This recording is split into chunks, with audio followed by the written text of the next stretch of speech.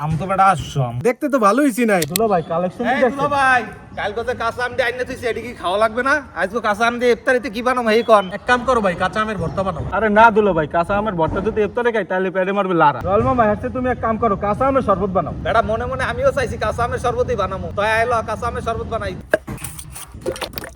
আমের শরবত বানাইনার পান্নে আমরা 3 গ্রাম লইছি, এইতেই কলম হয়ে যাইবে। আম তো বেটা আসছম এটা আসো হয়ে গেছে। আম কাটা হয়ে গেছে, এখন এই কাটা আমটি ব্লেন্ডারের জারের মধ্যে দিতে হইবে। চিনি, বিট লবণ, পুদিনা পাতা, একটু কাঁচা মরিচ, সব শেষে এখন দিয়ে দেবো ফ্রিজের ঠান্ডা পানি। রবিন এই নে ব্লেন্ড করে লই আয়। বল ভাইয়া, এই ব্লেন্ড করে লই আইছি। লেমু তো দেওয়া নাই, লেমু দিবি না? হ্যাঁ আরে বেটা ভুললেই তো গেছি। কি দুলা ভাই শরবত বানাই না কেমন হইছে? দেখতে তো ভালোই চিনাই, খাইয়া বুঝবো কেমন হইছে। বিসমিল্লাহ।